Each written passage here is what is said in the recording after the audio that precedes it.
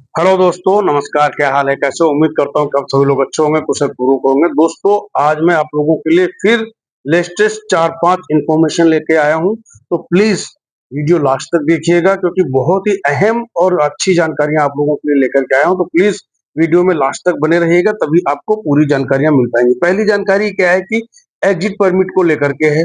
दूसरी है कि अगर किसी ने कर्ज़ ले रखा है, तो उसको लिए क्या है क्या-क्या है। फिर है बहुत सी बड़ी कंपनियों के ऊपर में छापे मारे गए हैं, जहाँ में बहुत सारी अनियमितताएँ पाई गई हैं, उसको लेकर के है।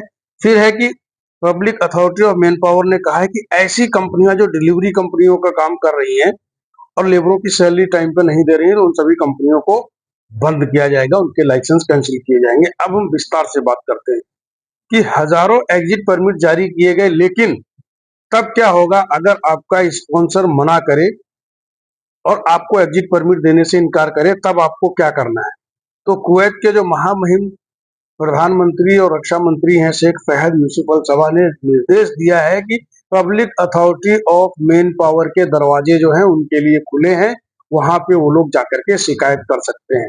अभी तक 1 लाख से ज़्यादा कार्य मतलब परमिट जो है जारी किए गए हैं, लेकिन अभी तक कोई भी शिकायत जो है वो सामने नहीं आई है कि किसी को एग्जिट परमिट मतलब किसी भी स्पॉन्सर ने देने से मना किया है।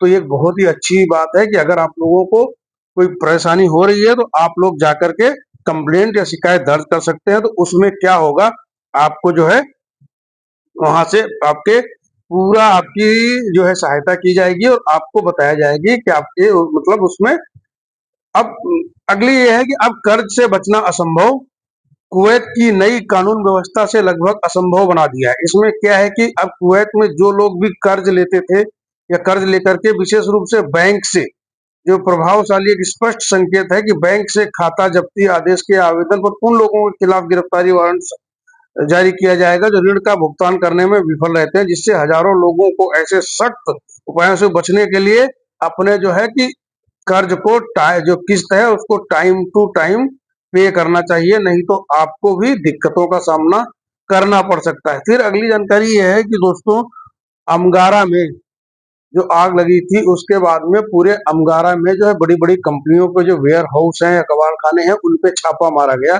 तो वहाँ पे बहुत सारी अनियमितताएँ पाई गई हैं, तो उन अनियमितताओं के चलते उन सबके ऊपर में कानूनी कार्रवाई की गई है। बहुत सारे जो प्लाटों को था उनको सीज़ भी कर दिया गया और उनको बंद कर दिया गया और उनको चेतावनी दी गई है कि आप लोग मतलब कानून के हिसाब से हर चीज़ का फायर का और जो भी है उसका उसके हिसाब से गाइडलाइंस के हिसाब से काम करें, नहीं तो आप लोगों के लिए भी दिक्कतें हो सकती हैं। क्योंकि दोस्तों आग लगने से क्या होता है कि बहुत सारी जो है घटनाएँ हो जाती हैं, जिसमें जान-माल का भी नुकसान हो जाता है। तो इसके लिए चेकिंग की गई और उसमें जो भी अनियमितताएँ पाई गई, तो उन सभी लोगों को चेतावनी दी गई और चेतावनी देने के बाद में उन लोगों को बहुत सारी फर्मों को बंद कर दी। अब कुवैत में डिलीवरी कंपनियों से कहा गया है, या तो कर्मचारियों का वेतन दो या फिर अपनी कंपनियों को शट डाउन करो या बंद करो। ये बहुत ही मतलब सरकार की तरफ से डिलीवरी वालों के लिए एक बहुत ही अहम मतलब जो है फैसला लिया गया है कि कुवैत में public authority for man power के सूत्रों ने कहा है कि डिलीवरी व्यवसाय अस्थायी रूप से निलंबित रहेगा, क्योंकि कंपनियों द्वारा अपने कर्मचारियों का वेतन बैंकों के माध्यम से मतलब जो है कि डाला जा करने की प्रतिबद्धता की पुष्टि होने तक ऐसा रहेगा कि जब तक वो लोग पुष्टि नहीं करते हैं कि बैंक में वो लोग सैलरी टाइम टू टाइम डाल रहे हैं, नियमों का पालन न करने वाली कंपनियों की फाइलें तुरंत निलंबित कर दी जाएंगी। और सूत्रों ने बताया है कि अन्य कंपनियों की स्थिति से निपटारे के लिए समय सीमा तय कर दी गई है और यह दर्शाता है कि वर्तमान में जिन प्रस्तावों पर विचार किया जा रहा है उससे कर्मचारियों की संख्या के लिहाज से छोटी कंपनियों से शुरुआत करके उनकी फाइलों को शीघ्र निपटारा किया जाए। धीरे धीरे बड़ी कंपनियों पर भी यही कार्रवाई की जाएगी। तो जो लोग भी लेबरों की सैलरी देने में आनाकानी कर रहे हैं, तो उन कंपनियों के ऊपर में अभी जो है बहुत सख्त कार्रवाई की जाएगी।